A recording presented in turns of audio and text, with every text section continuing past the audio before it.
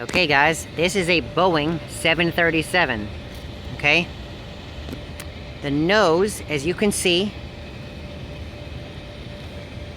right over there, okay? It's more pointed, all right? Now look at the nose gear. The nose gear is more lower to the ground, okay? The engine cowl actually has a little funnel in the back, okay? And it's a little longer, okay?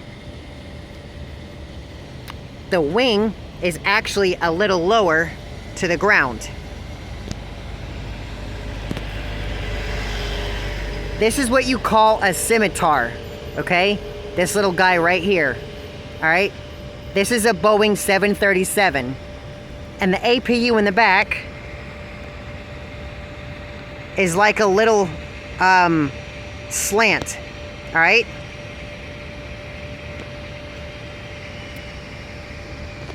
Look at the landing gear on a 737, okay?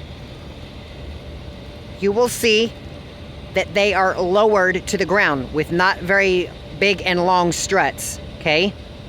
They're also carbon brakes, okay? So there you go. 737, guys.